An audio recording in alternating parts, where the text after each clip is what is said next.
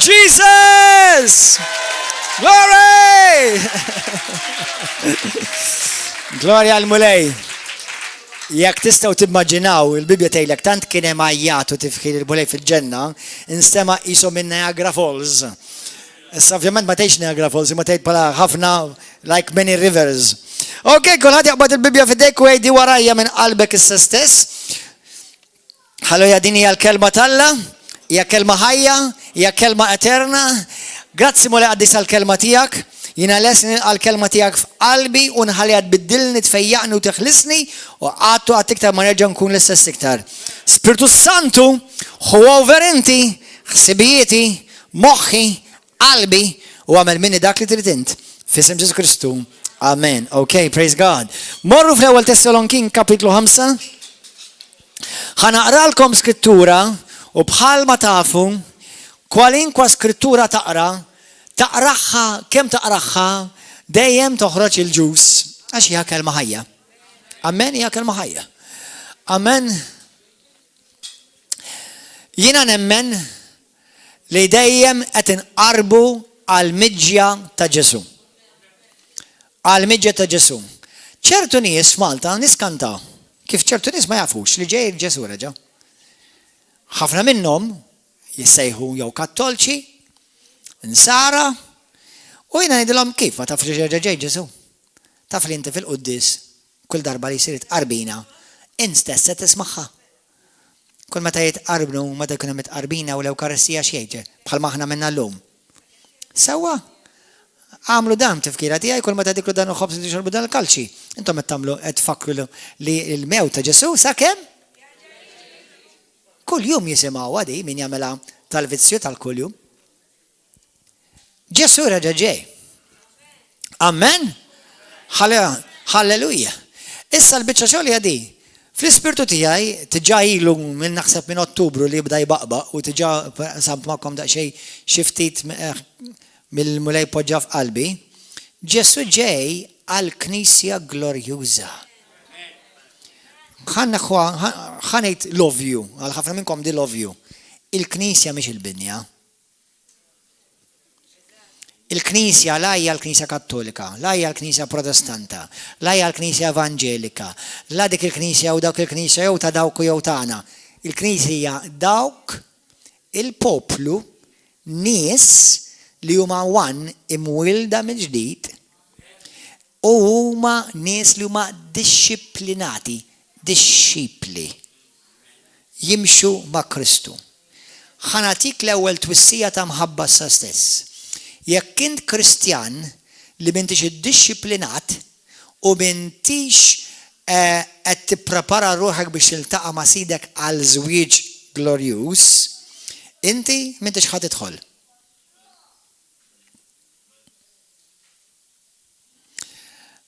Isimgħuni aħwa, isimgħuni. Kemm hawn minnkom hawn ma temnux kliem Ġesu. Kemm hawn minnkom ma temnux kliem Ġesu holiday. Kemm hawn minnkom temnu 100% kliem Ġesu. Bravi. Hekk għandu jkun, almenu hekk qed nassumi la tiġi hawn. Jien naf li jien Agustus, imma naf nispera biex qed tiġi għalija.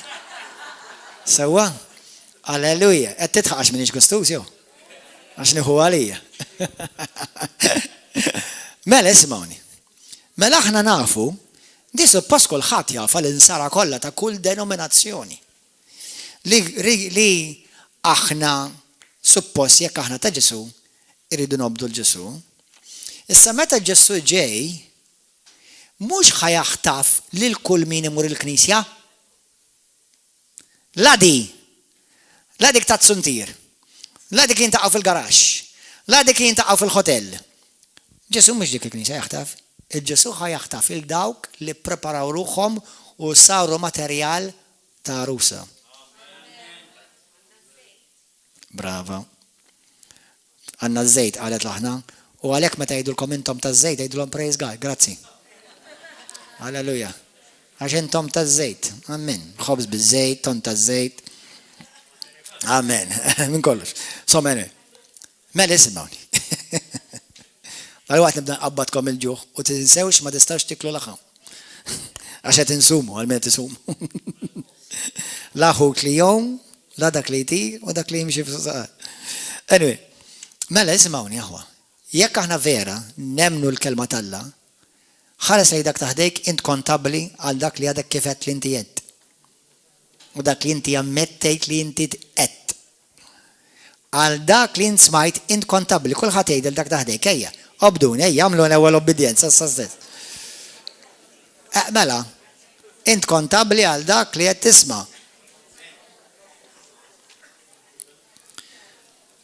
Daw affarijiet bażiċi ta' daw believe it or not. Xi kultant jiena nuħu pjaċir nagħllem biċċa laħma, din mhijiex laħma ta'. Dadu ħalib. Dadu biss il-ħalib. Ġesu ma qalx biss semmen fija ta'. Ġesu qal imxi warajja. U taf kejfu? Billi l-ewwel tiġa tkellimni għafu għadi xi ġimgħa tgħid li dilu. Tittobot il-missieri kollha ommok, tgħid li huwa passer, tiġix tgħid li inti tobot. Mhux biss, il-ħu kull l-oħto, tittobot il-pastor, ħafna minnkom forsi ma sebux problema dik.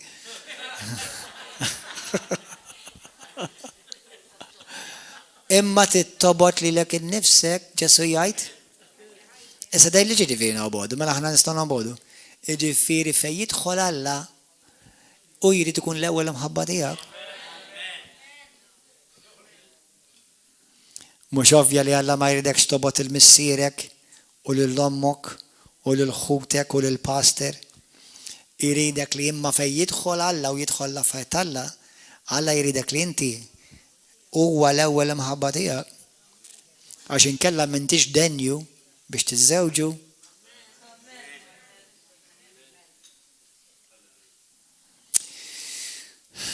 Kulħadd jgħid l-Ispiritu Santu tkellem minn fom il-pastor.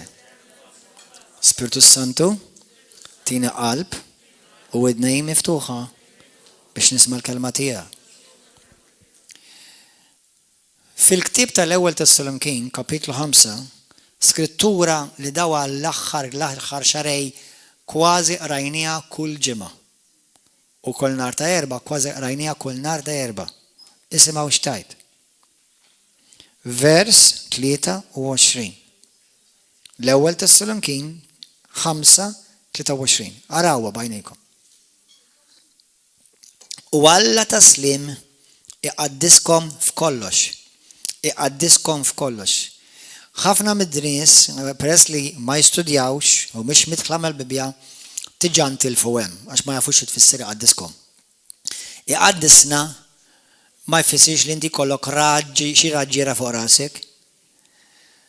Il-kelma tqaddes tfisser li Alla iwarrabkom u jisseparakom totalment għalih. F'kollox. Isma' sew. Nerġgħu ngħiduha aħjar tarawha mill-Bibja. U Alla taslim jisseparak u jwarbek għalih f'kollox.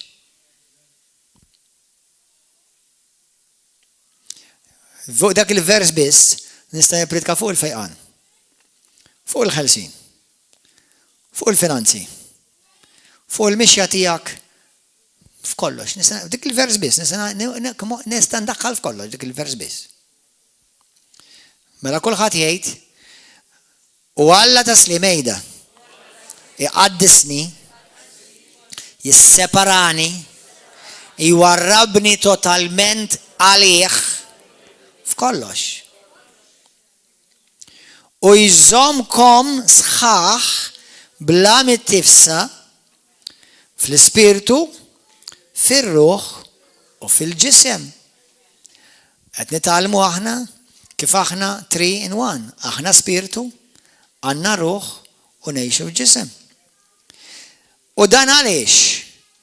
Għax Alla jrid isibna mit-tifsa qaddisa mingħajr ma nkunu mit-tifsa u qaddisa f'dawn it-tlet areas.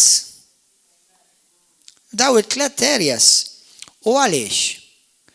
Għalli ma skop. Għax aħna ħaniżżewġu. Ismaħħa? Ħaniżżewġu. Sa ma jiġi Sidna Ġesu Kristu. Smajta? Kemm minnkom ħad iżżewġu din is-sena? Olli dejkom. Għandna il-Kieran il-Kajra min iktar ħaj iżżewġu dis-sena. Il-Kert u l-Xanis fejn hemm dak is-din is-sena hemm wara min iktar ħaj iżżewweġ. Għawx ħaj issepara din is-sena?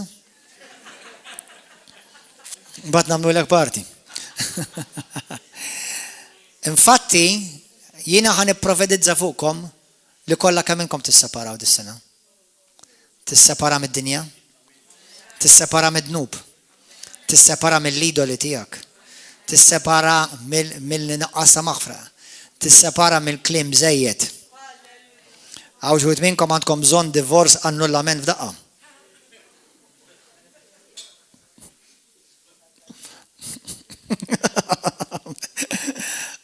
Aħna meta l-Bibja tgħidlek Alla jqaddiskom, tfisser jisseparak għalih, imma jisseparak minn ukoll ta'. Jisseparak għalih u jisseparak minn. Fl-Iskrittura moħħkom hawn. Jekk tmorru taqraw l-Apokalissi kapitlu 17 u 18, titkellem fuq mar oħra. Tissejjaħ il-prostituta. Li believe it or not, hija knisja wkoll. Li hija Ruma, hija l-Amerika, hija d-dinja, hija kullimkien għax il-mulej avolja ħafna jmorru ġobinja tissejjaħ knisja, però ħafna mhux qed jgħixu għall-mulej. Allura, meta inti ma tgħid li int Kristjan u inti ma tgħix għall-mulej, mela għal min qed tgħix? Għax-xitan, mod dirett, jew mod indirett, xorta għax-xitan. Għaliex, għax inti ħanidek tidu tifhmu l-istampa x'għandu f'moħħu Alla. Number one, il-Bibja li int għandek f'idejk u jalla ma taqlaħħix minn idejk, aqraħħa kuljum. Il-Bibja huwa ktieb ta' patt. Kalla jrid bl Alla, il-mulej inħossu fl-ispirtu tiegħi li jrid qed jippreparani biex jassalkom daw it-tip ta' messaġġi fi żmien li ġej. Il-Bibja huwa ktieb ta' patt. One, il-Bibja mhux għal kulħadd. Il-Bibja hija biss għan-nies tal-Alla. Tmux toqgħod tgħid id-dinja fuq id-deċma. U nuk li tkellem id-dinja fuq id-deċma. U nuk li tkellem id-dinja fuq li tgħix qaddis. U nuk li toqgħod tgħid id-dinja tneħħi l-idoli bla sens. Ineħħu l-idoli u xorta jmorru l-infern. Jagħtu d-deċma u xorta jmorru l-infern. Il-Bibja hija għan-nies ta' veru li qed jiġu skonsagrati, iddedikati, imwarba u mqazza fl-ispirtu fir-ruħu fil-ġisem għal Alla. U għaliex dan? Għax xi darba jiena u int ħantaqa' ma' Ġesu.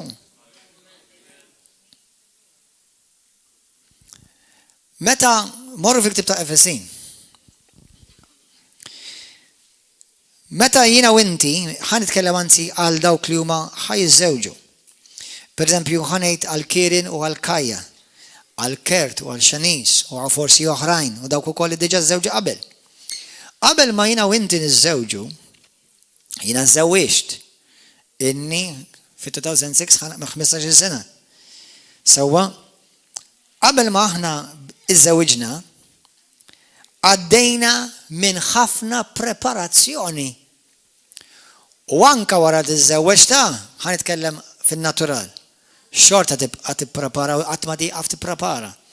Anzi bil-kemm ħanamilkom naqa' marriage counseling issa malajr. Bil-kemm ngħidilkom ħafna jippreparaw ħafna qabel iż-żwieġ. Mbagħad kif jiżżewġu jippreparaw jabbandunaw dak kollu li preparaw. Isimgħuni qgħod attenti, ħanilkom ħanamil naqa' marriage counseling minn issa. Arani ħanilfes naqra kallijiet. Jekk tqum mis-siġġu nkun naf li fistewlek.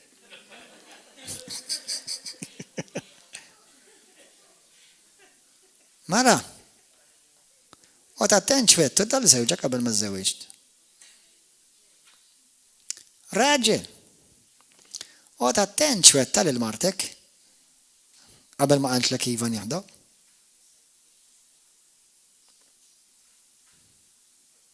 Għax li kieku inti żżewwiġt u fi żwieġ tgħidlu le ta' ma rridx. Jew hu jgħidlek lilek le ta' ma rridx. Kont iżżewġu? Kont iżżewweġa?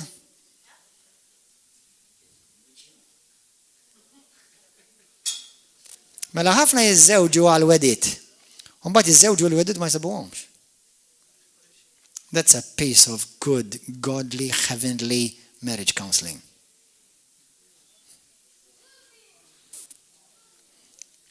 Tistgħu tmorru lest.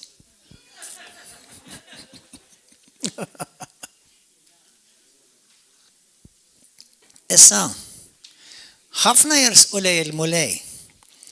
Kemm hawn minnkom xi darba lil Ġesu għetlu mulejja f'ħajti għal idej. Għaw ħafna mhux qed tollu jdejkom, jiġifieri għal baqalkom todda ħajtkom minn Kristun, għadkom qed tiddeċiedu. Chloe, qed tolli l-idej ta' missierek. Dawk kollha li intom għadtu lil xi darba l-Ġesu biex jiġi f'ħajtek u jsir sidek. Sidek, kulħadd jgħid Ġesu huwa sidi. Jiġifieri bħal ma qalet Marija, ruħ itfaħħar il-kobor tal-mulej u l-mulej u l-Ispirtu tiegħi Alla jitanna falla is-Salvatur tiegħi. U lil x'qallu lill-mulej, qallu xi trid minni sidi. Sidek ġifieri li inti tagħmel u tgħix dak li jrid hu, mhux dak li trid int. U hemm raġuni, apparti li inti meta tagħmel il-Ġesu sidek vera, inti qed tiskansa l-abissi tal-infern l-eternità, però hemm oħra raġuni għax Alla jrid mara. Jrid mhux mara ta' jrid jiġifieri bl-Ingliż iddur aħjar, bride. Jrid arusa, mhux qattusa. Fi żmien ta' Jannar. U ħafna mill-arusa taġixxi bħal qattusa. Kemm hawn minnkom ma fimtunix. Tieħ revelazzjoni mulej għaddis.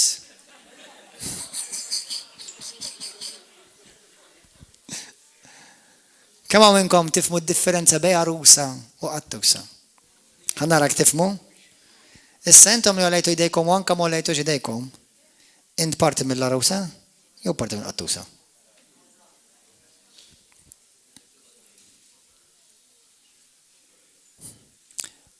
Jiena nieħu pjaċir nagħmlilkom ċajta u nieħu pjaċir narakom titqu u nemmen li għandu jkun hekk għax fil-preżenza tal-mulej mill-ferħ tal-mulej.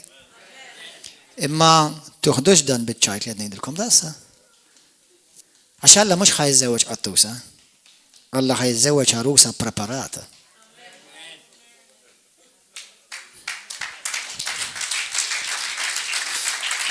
Amen. Morru fi ktib ta' Efesin kapitlu 5. Efesin 5. Isimgħu issa min vers 20. Mela, vers 21. Dan il-messaġġ mhux ħan nistiħillhom, ħan komplih fil-ġimgħat li ġejja kalla jrid. Dan il-messaġġ jismu l-arusa qed tipprepara lilha nnifisha. Jew nkella l-arusa qed tħejji lil nfusha l-nfisha. L-arusa xi trid fl-aħħar mill-aħħar? Kajja inti xi trid? Fejn xi trid inti mill-arusija tiegħek fl-aħħar mill-aħħar? Tibqa' arusa għal dejjem? Tiżżewweġ hu? Ġesu għaliex taħseb qed jipprepara l-arusa? Għax irid jiżżewweġ. Ħares il dak taħdek jgħidlu inta arusa jew qattusa.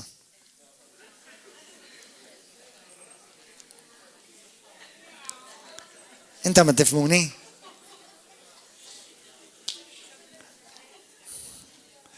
Dawk li intom qattusa toqgħodux tagħmlu mjew.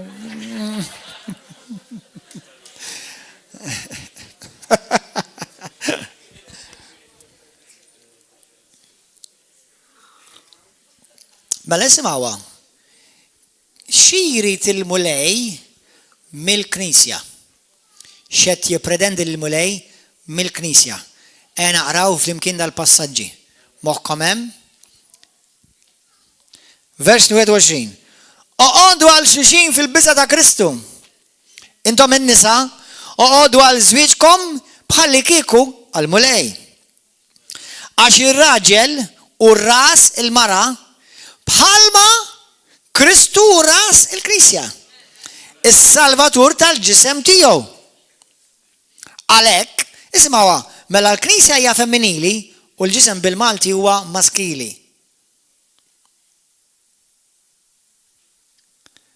Ġisem tgħidlu u. Knisja tgħidilha i. Issa bl-Ingliż, the body of Christ l-istess. He and the church, the bride, she. Verse 24.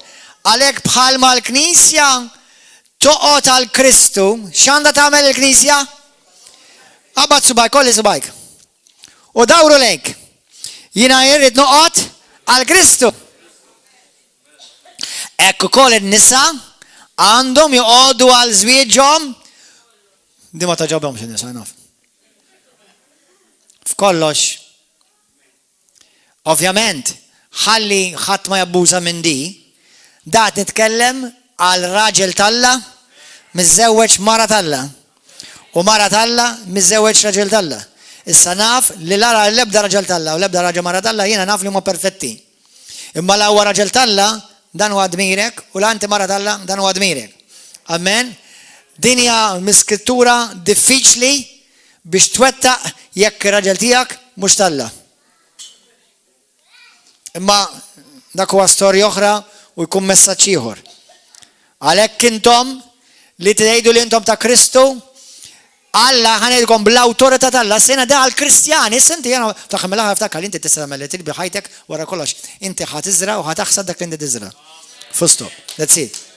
Ġifieri għamel li trid, imma din hija xejn il-kelma. Skont it-tieni Korintin kapitlu 6 vers 14-18, nisa tiżżewġux irġiel li mhux talla.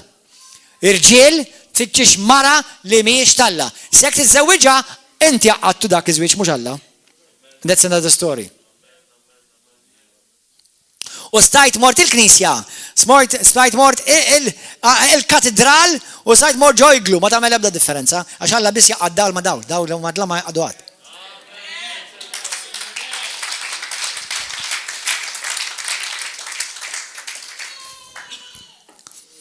Amen. That's a side note, għax naf li għaw Kristjani li jmorru knejjes Kristjani u xorta jilabu mal-boyfriend li huwa tad-dinja, ma jħobbni ta' pastor, mal-girlfriend li hija tad-dinja, ma tħallini nagħmel li trid, ta' tħallini niġi knisja. Jew ħanobdu l-kelma, jew għadda wara għalik. Għodu attenti jaħwa. Mela, hallelujah. Thank you Lord. Ekku koll in-nisa għandhom joqogħdu għal żwieġhom f'kollox, vers 25. Intom l-irġiel ħobbu n-nisa tagħkom. Pastor, intu ma tafx jew ma minnejx. Ma dik li inti rid tiżżewweġ.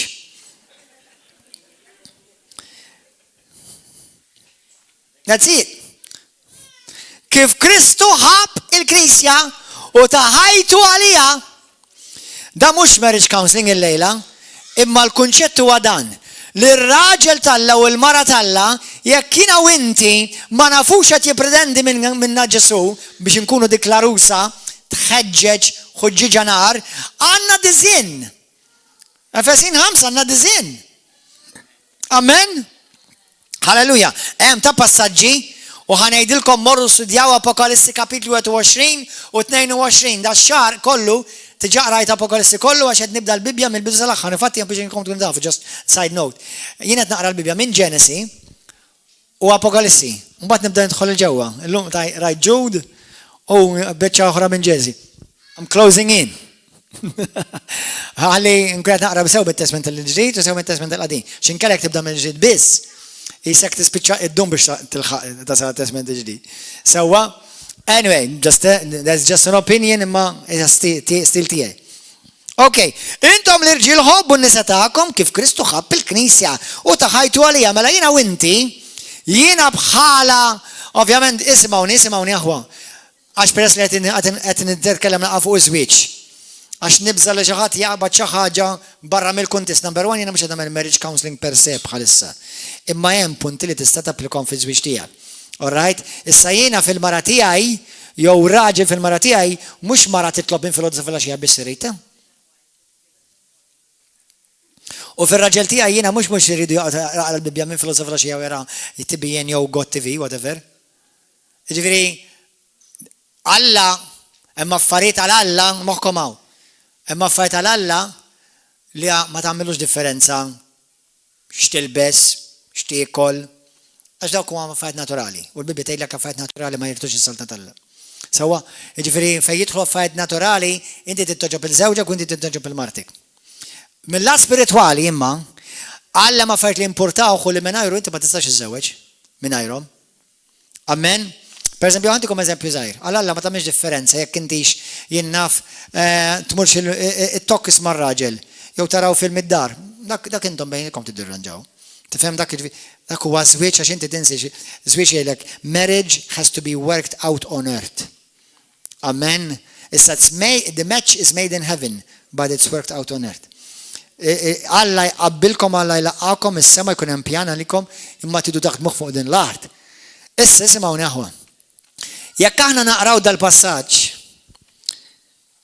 vers 26, dan Ġesu għamlu biex jqaddisha u jnaddafa bil-ħasil tal-ilma, il-kelma, biex jressaqha qudiemu, biex meta hu jiġi, din il-Knisja tkun sabiħa, erawha bla teba, bla tikmix,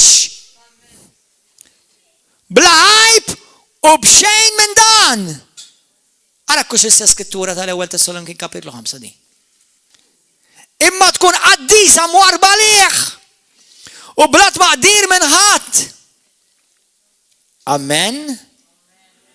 Hekk Ġesu jrid il-Knisja u aħna dik il-Knisja. Morru fi ktib ta' intom tafuhom tiftakru l-Apokalissi, mhux Apokalissi, Mattew 25, morru mal-għarejja. Ħanaqrakom Mattew 25. Morru hemmhekk. Mattew 25. Ejdi warajja, ejdu l-Spiritu Santu, ippreparani para parti mill-Knisja bħala l-mara li jien nkun kwalità għażwieġ, arusa mħejjija għażwieġ ma' Kristu. Amen. 25. Il-parabola tal-10 xebbiet. X'inhi għall-parabola tal-10 xebbiet? Hemm preachings fuqha fuq YouTube. Minnu ma daw l-10 xebbiet? Min tirrepreżenta daw l-10 xebbiet? Il-Knisja. Tafu għall-parabola mhux ħanaqraħħa kollha, ħanaqrakom l-ewwel biċċa. Kemm minn daw l-10 daħlu? Kemm minn daw l-10 żewġu? L-10 kienu msejħa biex ikunu ippreparati għal żwieġ. Immaġina li kieku jien Ġesu Kristu qiegħed hawnhekk fuq it-tron tal-ġudizzju ta' qudiem it-tron ta' Kristu u jgħidulkom intom għall-infern u intom biss ħadd tidħlu jew bil-kontra. Għax jitfisser 50% biss ħaj jidħlu.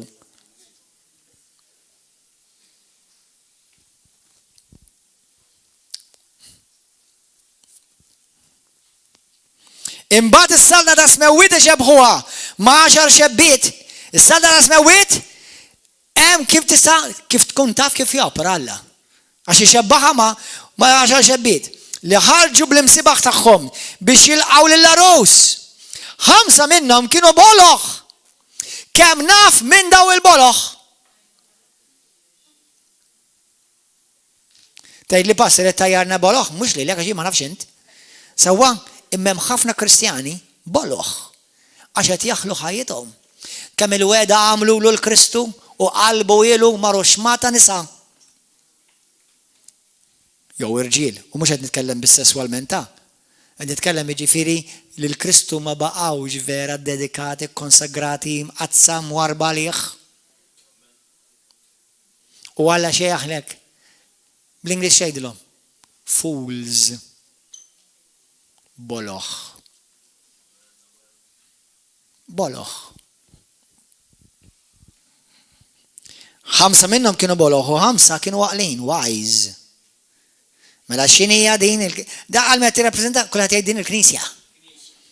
Għax il-boloħ ħadu l-imsiebaħ imma ma ħadux żejt magħhom. Mela għamlu xi ħaġa tajjeb il-boloħ imma ma ħadux żejt. Iż-żejt, issa fil-Ktieb ta' Efesin kapitlu 4, kapitlu 5, vers 17 tgħidlek komplu imtlew biż-żejt. Jina kont ta' niġi River of Love u talapija fuq il-passer, ħalapalija fuq il-passer, ma tiġġar għalek. M'għandix ċansu l-ħajja wis busy boloħ. U mort hemmhekk dejjaqni jgħid ta' iblaħ. Qed nieħu għalija tgħidli iblaħ doppju.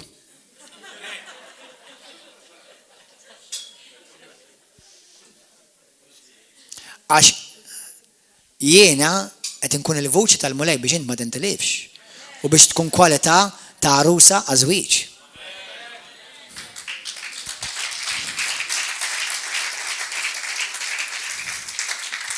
Amen.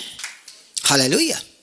Waqt li l-għaqlin ħadu mhux biss l-imsiebaħ, iżda wkoll iż-żejt fil-kwies. Ħanamel parentesi hawn, parentesi. Hawn Kristjani u għodu attenti minnhom, u isimgħuni moħħkom hawn. Ħanejda ċarotonda l-lejla. Tibżax ma ħansemmi l-ebda smijiet. Għodu attenti mhux inbilli jkun hemm xi paġna jisimha Christian Books. Għax ikunu Christian Books bla żejt. Għax hawn knejjes li ħadu l-imsiebaħ. X'inhu l-imsiebaħ, Pastor? Salmi 109, Salmi 119, vers 109, l-imsiebaħ hija l-kelma. Imma naqraw għal-Bibja hemm ta' u fejn hu l-Ispiritu Santu? Hawn knejjes li huma bla qawwa tal-Ispiritu Santu. Anzi jekk jaraw xi ħaġa tal-Ispiritu Santu, il-ġimgħa l-oħra pastor ta' ċertu knisja li hija parti minn dawk il-boloħ.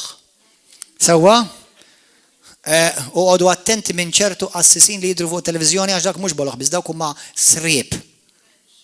Għodu attenti. U jekk tkun taf ngħidlek minn huwa bisimhom mbagħad ngħidlek ngħidlu ngħidlek bisimhom one on one.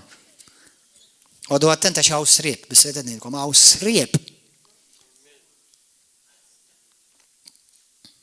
Jekk jiġi xi qassis u jgħidlek l-abbord hemm loku. Żgur waw. U jgħidlek li nżewweġ tnejn minn nies tal-istess sess quddiem Alla dak huwa perverżjoni u dak huwa profeta fals. Kristu dak ix-xogħol ma jagħmlu qatt. Għodu attenti. Għodu attenti. Għodu attenti. Jekk trid timxi ma' Kristu ftakar x'għedlu inti fil-bidu dal-messaġġ. Mura jagħmel dak li trid minni. Skont xiex, skont x'inħoss. Skont x'tgħid il-Knisja. Skont xiex? Kulħadd jgħidu l-mulej jagħmel minni dak li trid int? Skont xiex? Skont xiex? Skont xiex? Skont il-kelma tal-Alla. U jekk jikwotaw il-xi ħadd ieħor qed jiġellek nar aħmar qudiemek qed jgħid da profeta falsa mhux qed jgħidlek x'tgħid il-kelma tal-Alla. Da tgħidlek xejn il-bniedem. Taħrab! Għax il-Knisja tagħna tgħid ma importanix.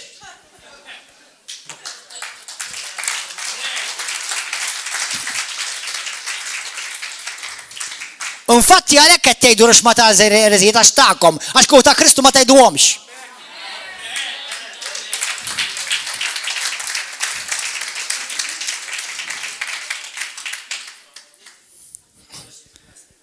Kun nfaħħar Ġesu Kristu.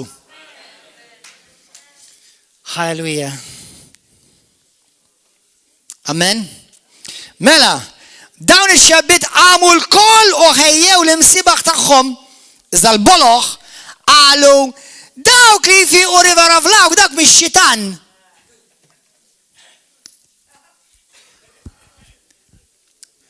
Pastor ta' hekk imsejħa suppost Knisja. Xaħat mar jgħidlu, għaw il-familja tagħhom għadina. Għal in-nanna tiegħi mar jgħidlu miskin dal-balalu. Il-balalu li semgħu propju mhux għallu. Għax kif irrispondiħ ta' skandlu. Għallu pastor, għallu il-nanna tijaj fiqet u ġittara, marret il-vera flafu fejja, għalmu li fejt il-għajnija. Għallu jwan kaxxitani fejja. U skandalizzaħx, u marriġ minu toħraw. Għadu attenti, mux billi jismu pastor, ta' mux billi jismu isqof, mux billi jismu assis u saċerdoti u patri. Moħkom għalli, ta' arblu lil kulħadd mill-Prim Ministru għal-President, mill-Isqof u għal-Papa u l-Assis u l-Patri u s-Soru u l-Pastor u arbulhom kollha bil-kelma qaddisa tal-Alla. Kollha.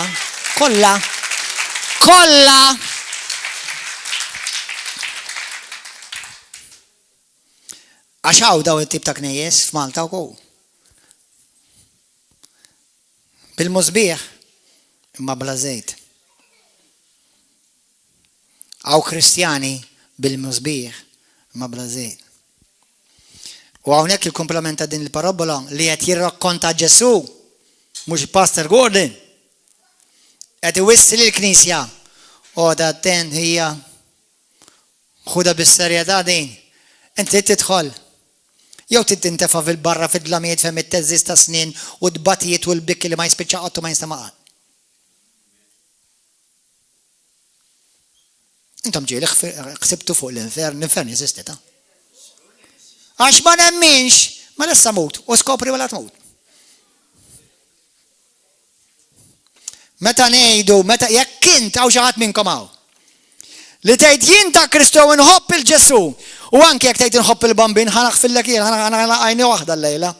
Sewwa, u tgħid jien nħobb il-bambin u tgħid mhux vera l-infern. Inti taf x'għadek kif għamilt, għadek kif ġibt il-Ġesu Kristu u klimu fi xejn. Għax jew ħadd temmen x'qal Ġesu, jew kellha temmen xejn minn dak li qal Ġesu, u għamel li trid.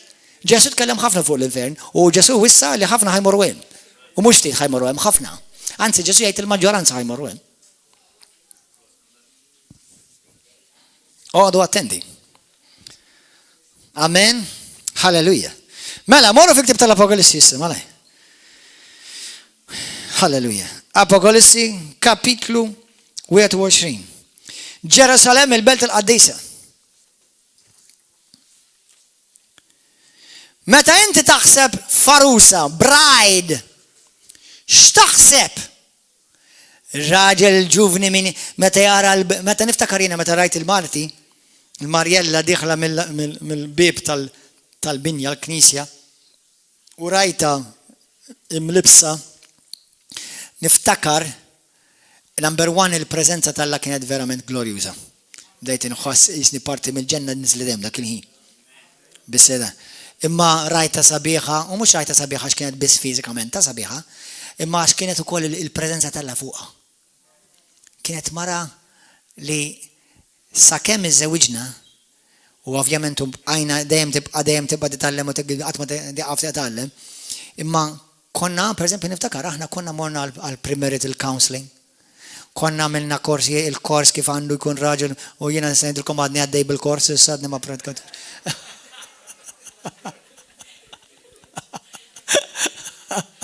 U għamilt il-kors u għallimt il-kors u kħarġena ġoqt nallimu li l-nifsi, insomma, għadni għaddej bil-korsi.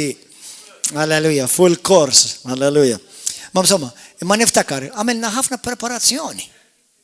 U għajek inti għad iż-żewġ għal madmux tiġri tiż-żewġ, prepara ruħek, għax dik għal-ħajtek. Mux għal-sena, għal-ħajtek. Amen. Imma niftakar kienet sabiħa del-mara li jaw diħla l-mara tijaj. U dak il-ħin, bl-aktar serita, mux teċtiġ kelli, jew xi jinnaf, jġri nammur fis-sodda, mux dak tal-kelli dak. Imma kell isa sens ta' spirituali, glorjus.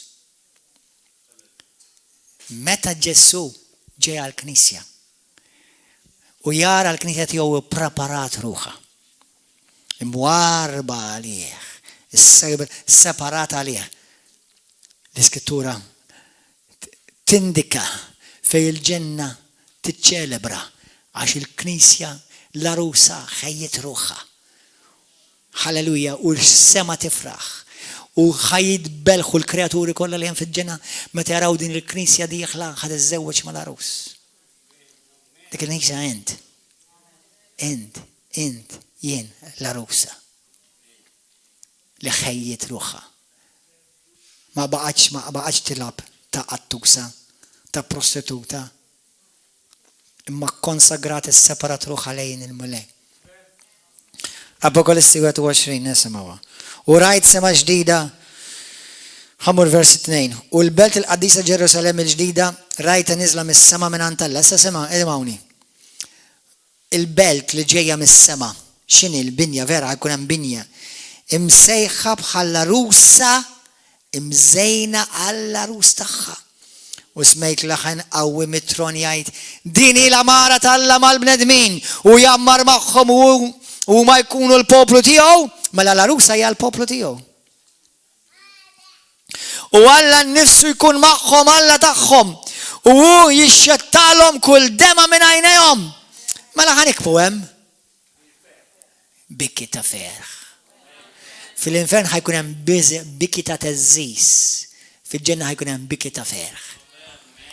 Ma jkunx hemm iżjed mewt, anqas bikki jew għajjat jew dbatija, ma jkun hemm iżjed għax abu l-ħwejjeġ ta' qabel.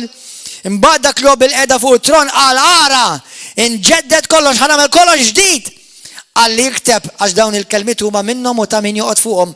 U għalli mbagħad seħħu jiena l-alfa u l-omega, il-bidu u t-tmiem lil minu bil-għaċċ. Jiena nisqiħ b'xejn mill-għajn tal-ħajja. Dawn jiritom ir-rebbieħ.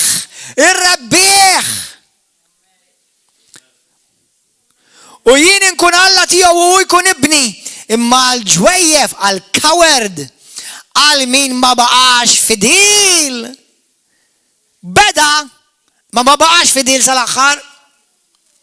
Għal dawk ta' ħajja mħassra, għal qattila, għaż-żinja, għas-saħħara.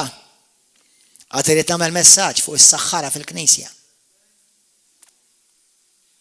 Għall-idolatri, għall-giddiba kollha, semhom ikun fil-bellija tan-nar ħeġġet u tagħtu l-kubrit.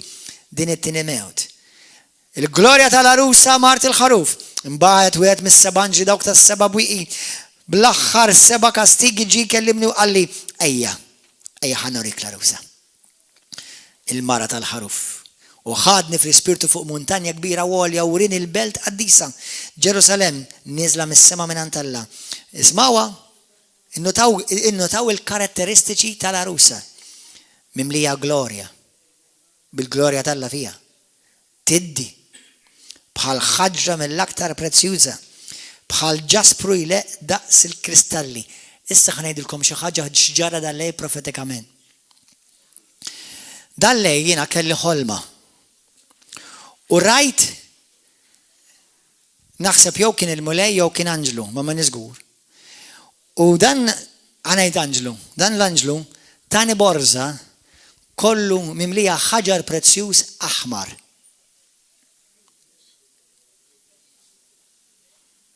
Mimli ħaġar prezzjuż aħmar. Imma minnkom temnu fil-kombinazzjonijiet.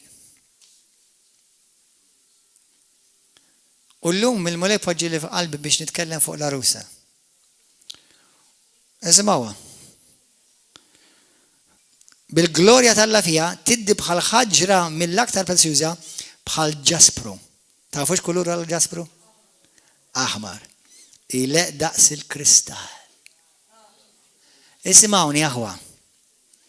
Kulħadd jgħid grazzi mulej li jiena qiegħed. Grazzi li parti mill-familja River of Love. Fejn int ħawwiltni b'mod divin, mhux kombinazzjoni. Mela dan lit tatni borza ġebel prezzjuż kien aħmar, ileq kristall. U fl-ispirtu tiegħi ħassejt il-mulej jgħidli kien hemm task, kien hemm xi ħaġa li l-mulej qalli biex nagħmel li jiena wettaqta. Il-mulej waxxu tiegħi Bdejt naqra di kombinazzjoni. Jekk teżisti il-kombinazzjoni.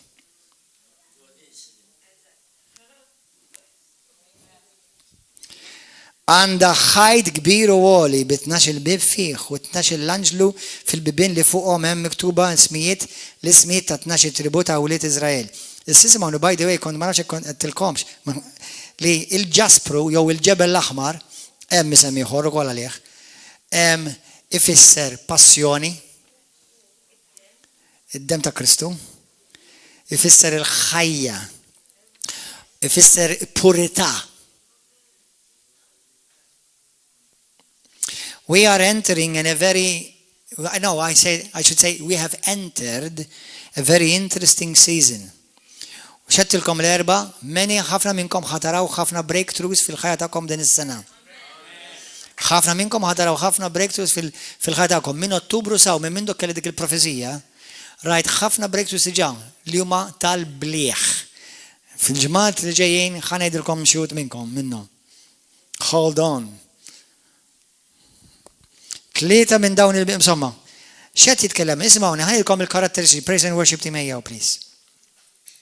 Number 1, il-Knisja hija dak il-grupp ta' nies Kristjani l-arusa li Ġesu ġej għaliha moħħkom hawn ħanilkom il-karatteristiċi u l-kwalità ta' Kristu għal liema tip ta' arusa ġej jiżżewweġ moħħkom hawn. Ħanitolbu ħanispiċċaw moħħkom hawn. 1. Hija Knisja hija arusa qaddisa. Arusa qaddisa. Holy. Hija qaddisa glorjuża. Hija qaddisa li timxi, hija Knisja li timxi fis-sewwa. Fis-sewwa dak inti ġifieri poplu tal-Mulej.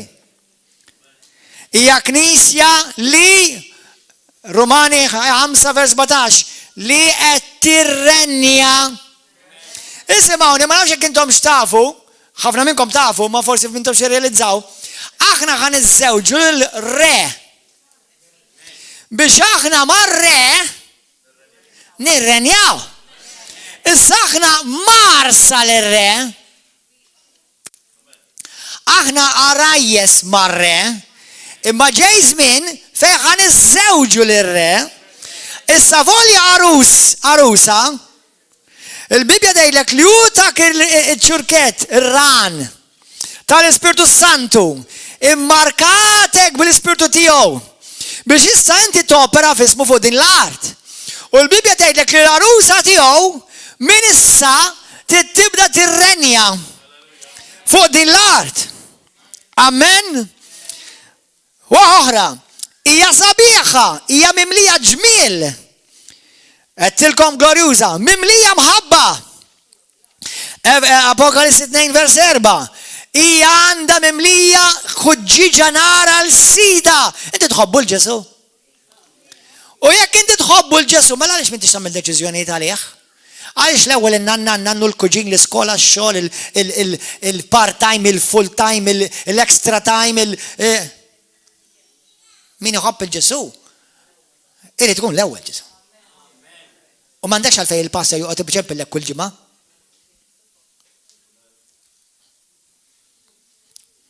Amen.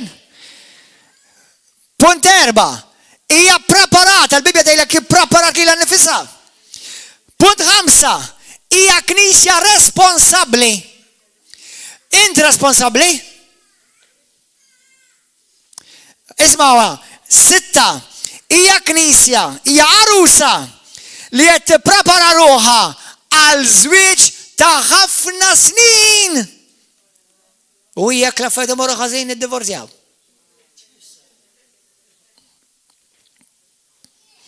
Għalhekk il-preparazzjoni tilkom minn qabel. Amen. Hija għaliex because this is for the long run. Tafu li intom l-ewwel Korintin kapitlu 6 tgħidlek lil Knisja l-arusa, ta' mhux il-Knisja, mhux il-qattusa, l-arusa ħadd iġġudika lill-Knisja, lill-anġli u anke lill-qaddisin u anke d-dinja. Tafu li inti ħadd iġġudika l-anġli? Ma jkun parti mill-arusa biss. Tafu li inti ħadd iġġudika d-dinja?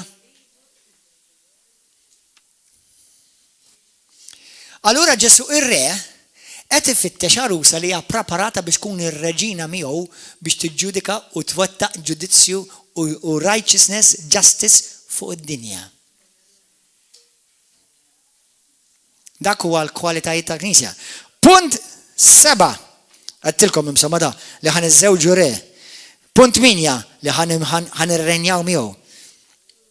Alleluja. Punt 9 biex aħna neżerċitaw ġudizzju fuq id-dinja u fuq l-anġli. Halleluja. Punt 10 aħna ħankun dik il-Knisja qaddisa u mwarba għalija. Halleluja. Punt 11 hija Knisja mħeġġa bin-nar talla fiha. 12 dawn huma kollha kwalitajiet fil-passaġġi li qrajna. Hija Knisja mimlija għaqal. Wise. Not fools. Wise. 13 hija Knisja mimlija paċenzja.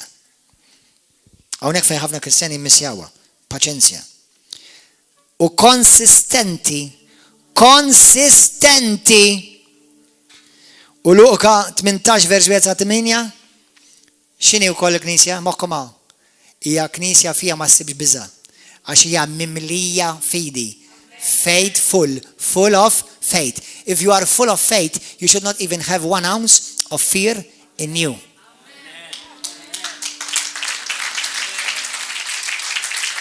Amen. Hallelujah. Full of faith. Meta ġej bin il-bniedem ħajfittex fidi. U x'ħaj, meta ġej aħna nafu meta ġej Ġesu. U Ġesu mhux għall-prostituta ġej. Ġesu ġej għall-Knisja. Għalik. U jiena u inti rridu nkunu misjuba mimlija fidi. Ejja nqummu bil-wifqa. Tajtkom 14 jew 15 il-punt. Ħankomplu fuq dan it-tagħlim. Lejla li smaj dan il-messaġġ. Kemm minnkom lesti li intom tkunu parti mill-Knisja li tirrenja l-arusa li Ġesu ħajżewweġ. Lesti? Amen. Jekk inti smaj dan il-messaġġ u inti dej li passara l-ewwel darba f'ħajti, jiena llum irid nagħmel deċiżjoni serja. Irrid inkun imqaddes, imwarrab u separat għal-Alla.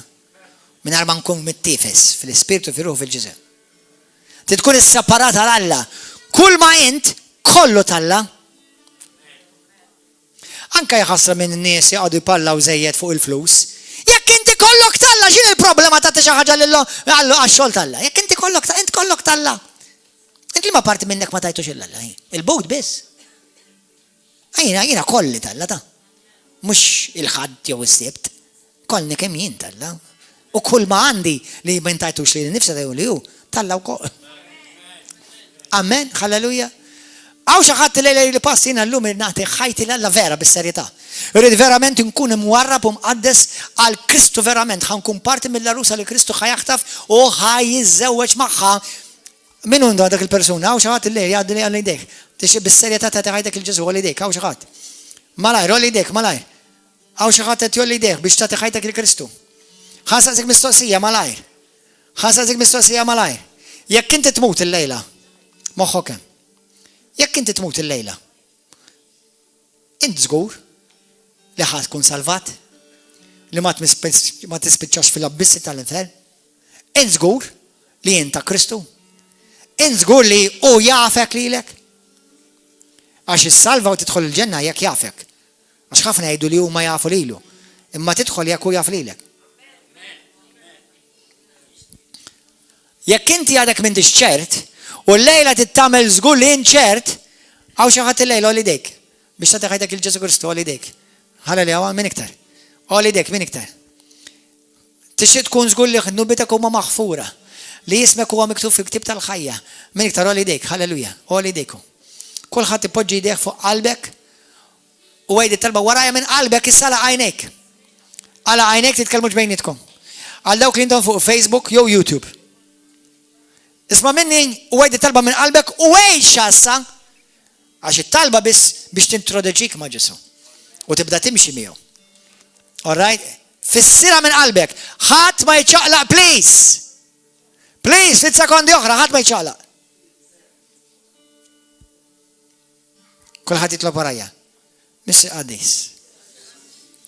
Jina smajt il-kelma tiegħek.